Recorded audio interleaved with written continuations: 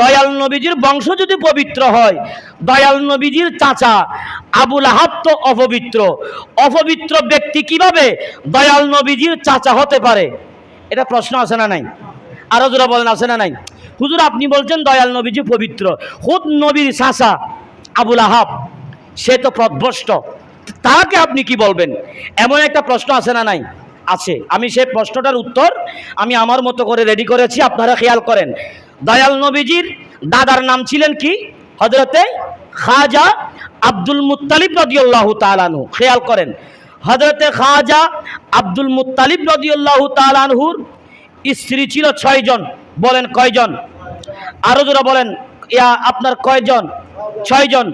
হযরতে খাজা Abdul Muttalib রাদিয়াল্লাহু তাআলা আনহুর স্ত্রী ছিল 6 জন, সন্তান ছিল 10 জন, মেয়ে ছিল 6 জন।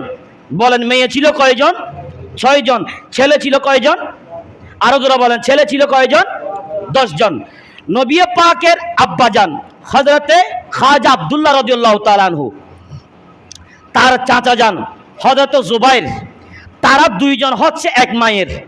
তারা 2 জন এক মায়ের, অর্থাৎ হযরত হামজা রাদিয়াল্লাহু তাআলা আনহু, হযরত সফিয়া, হযরত সফিয়ার আম্মা হযরত হালা বিনতে ওয়াহাইব, ওয়াহাইব অর্থাৎ তারা খাজা আব্দুল্লাহ, জুবাইর, হামজা, সফিয়া অর্থাৎ সফিয়ার আম্মা জান সহ তারা 4 জন অথবা 5 জন, তারা নবী পাকের এক মায়ের ছিলেন। তারা নবী পাকের এক মায়ের ছিলেন।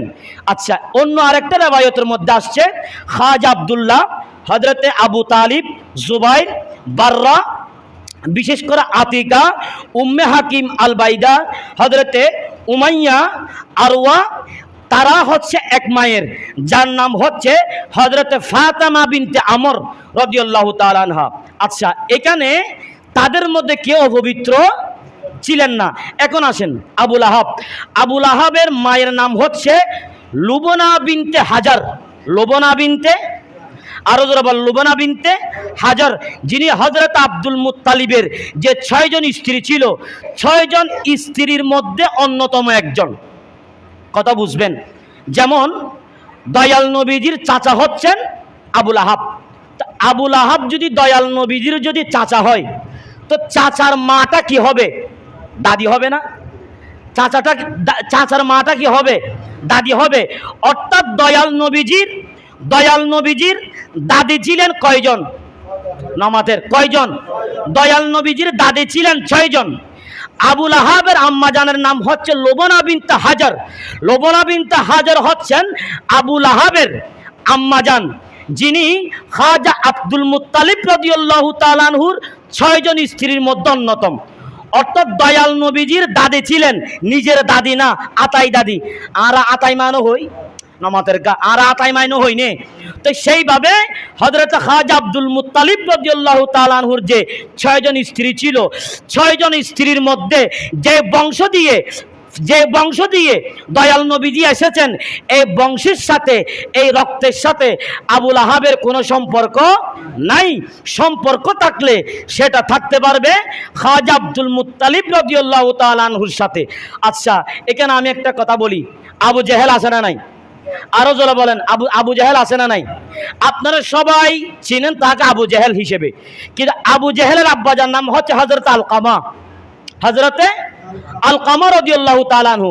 আপনারা নাম নেওয়ার সময় কোনোদিন বলছেন সাহাবীর সন্তান আবু জেহেল? কোনোদিন বলছেন না।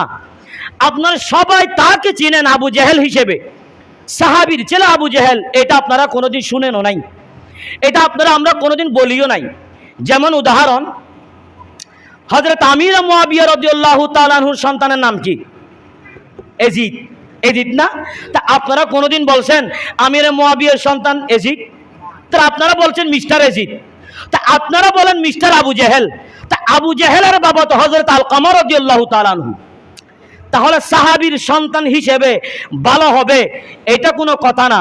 যেমন নূহ আলাইহিস সালামের স্ত্রী পথভ্রষ্ট হয়েছে, নূহ আলাইহিস সালামের সন্তান কেনান পথভ্রষ্ট হয়েছে, আদম আলাইহিস সালামের সন্তান হাবিল এবং কাবিল, কাবিল পথভ্রষ্ট হয়েছে। কেন?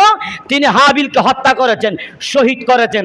তার মানে বোঝা যায় দয়াল নবীজি যে রক্ত দিয়ে আসছে, দয়াল নবীজি যে বংশ দিয়ে আসছে, হযরত ফাতেমা বিনতে আমর, তিনার বংশের মধ্যে কেউ অপবিত্র কি ছিলেন না, কেউ নাপাক ছিলেন না, তারা সবাই ছিলেন সেজদাকারী, তারা সবাই ছিলেন মুমিন।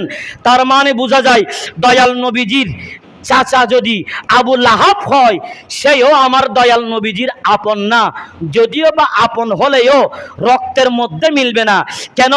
আবু লাহাবের 6 জন স্ত্রী যারা ছিল, 6 জনের মধ্যে যদি 6 জন সন্তান থাকে, ওই 6 জন সন্তানের মধ্যে সবাই দয়াল নবীজির রক্ত বহন করলেও খাজা আব্দুল মুত্তালিবের রক্ত আবু লাহাব খাজা আব্দুল মুত্তালিবের রক্ত বহন করলেও ওই রক্ত থেকে দয়াল নবীজির জন্ম হয় নাই। সুবহানাল্লাহ বলেন। ওই রক্ত দিয়ে দয়াল নবীজির জন্ম হয় নাই।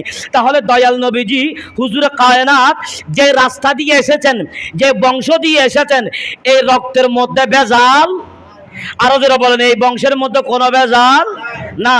তাহলে আমি আজকে যে আলোচনাটা করলাম এটা সম্পূর্ণ আপনাদের জন্য, আমার জানা মতে এটা আপনাদের কাছে আজকে জীবনের প্রথম আলোচনা আপনারা শুনছেন, এটাও আমার জন্য নতুন। কেন? এটা আমি আজকে অনেক দিন ধরে এই বিষয় নিয়ে আমি আজকে ঘাটাঘাটি করছি। তাহলে দয়াল নবীজির চাচা আবু লাহাব হলেও তাহলে তিনি হচ্ছেন আরেক সন্তানের, তিনি হচ্ছেন আরেক মায়ের। তাহলে আমার নবীজি পবিত্র, আমার নবীজির নাপাক রক্ত থেকে সৃষ্টি হয় নাই, এইটার প্রমাণ আমাদের মধ্যে আর কিছু বাকি আছে না। সম্মানিত মুসল্লি নিজাম, আমি আজকে যে বিষয়টা নিয়ে আলোচনা করেছিলাম, এই মুহূর্তে রসুল করিম রউফুর রহিম সরওয়ার কায়নাতের যে বংশটুকুর কথা বললাম, এটা সম্পূর্ণ কোরআন থেকে, হাদিসে পাক থেকে আমি এইভাবে রসুল পাক সরওয়ার কায়নাতের কথাগুলো বললাম। এখানে যারা মেয়ে যারা আছে, ছেলে যারা আছে, ছেলে এবং মেয়ের মধ্যে যেই 6 জন স্ত্রী ছিলেন, আপনার 10 জন পুরুষ, 10 জন ছেলে এবং যে 6 জন মেয়ে ছিলেন, 6 জন মেয়ের মধ্যে যারা রসুল করিম রউফুর রহিম সরওয়ার কায়নাতের সাথে লেগেছেন, তারা সবাই ছিলেন পবিত্র। তাদের নসলের মাধ্যমে দুনিয়াতে আমার নবীজি তশরিফ এনেছেন। একটু জোরে বলি সুবহানাল্লাহ। আমরা খাজা আব্দুল মুত্তালিবের নাম ধরার সাথে সাথে আমরা একটা কথা বলি। কি কথা? খাজা আব্দুল মুত্তালিব। কিন্তু খাজা আব্দুল মুত্তালিব আমরা বলি, কিন্তু খাজা আব্দুল মুত্তালিবকে কাফের বলছেন, বেদুইন বলছে, আছে না নাই? আরো জোরা বলেন, আছে না নাই? আছে। বলতেছে খাজা আব্দুল মুত্তালিব, এদিকে খাজা আব্দুল মুত্তালিব বলে, আবার এদিকে বলে সে কাফের ছিল। এখন আপনারা বলেন, খানায়ে কাবার দরওয়ান ছিল কো? খাজা আব্দুল মুত্তালিব রাদিয়াল্লাহু তাআলা আনহু। খাজা আব্দুল মুত্তালিব রাদিয়াল্লাহু তাআলা আনহু যদি বেঈমান হয়, নাউজুবিল্লাহ, খাজা আব্দুল মুত্তালিব রাদিয়াল্লাহু তাআলা আনহু যদি ঈমান ছাড়া হয়, তাহলে আল্লাহর ঘর খানায়ে কাবা পবিত্র নাকি অপবিত্র? তো পবিত্র খানায়ে কাবার দরওয়ানি কিভাবে করেছেন? পবিত্র একটা খানায়ে কাবার দরওয়ানি কিভাবে করেছেন? তার মানে বোঝা যায় তারা পবিত্র ছিলেন না, তারা পবিত্র ছিলেন। যারা বলছেন অপবিত্র, তারা ছিলেন অপবিত্র। কেন? তারা অপবিত্র ছিলেন বিদায় আল্লাহ রসুলের মা বাবাকে নিয়ে তারা কটূক্তিমূলক কথা বলছে। আল্লাহ পাক সুবহানাহু ওয়া তাআলা তাদেরকে, আমাদেরকে হেদায়েত দান করুক, প্রত্যেকে বলি আমিন। এখন আসেন, আবু লাহাব পথভ্রষ্ট হওয়ার কারণ, কথা বুঝবেন, খেয়াল করেন। আবু লাহাব পথভ্রষ্ট হওয়ার কারণটা কি? আবু লাহাব আল্লাহর রহমত থেকে বঞ্চিত হয়েছে, আল্লাহর রহমত থেকে বঞ্চিত করে নাই। কথা বুঝবেন, আল্লাহর রহমত থেকে বঞ্চিত করা, আল্লাহ রহমত থেকে, নামাতের খেয়াল করেন, আল্লাহ রহমত থেকে বঞ্চিত করা, আল্লাহর রহমত থেকে বঞ্চিত হওয়া বেশ কম আছে না নাই? এখানে মনে করেন বৃষ্টি পড়তেছে, তা আপনি চাইলেও বৃষ্টিতে ভিজতে পারবেন, আপনি যদি না চান বৃষ্টিতে ভেজার সম্ভব না।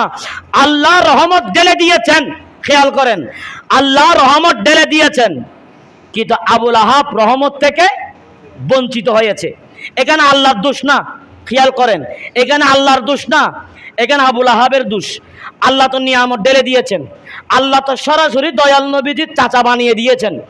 কিন্তু আমার নবীজি সরওয়ারে কায়নাত শেষবারের মতো ঈমান আনার জন্য অনেক কথা বলেছেন। আবুল আহাবের নসিবে ঈমান জুটেছে? আরো যারা বলেছেন ঈমানের মতো দৌলত জুটেছে না। তাহলে আল্লাহ আদম আপনার আবুল আহাব আল্লাহর রহমত থেকে বঞ্চিত হয়েছে, সে নিজের ইচ্ছা মতো, আল্লাহ তাকে রহমত থেকে বঞ্চিত করে নাই। কেউ যদি বলে আল্লাহর রহমত থেকে কোনো বান্দাকে বঞ্চিত করেছে, এটা কাফের হয়ে যাবে সরাসরি।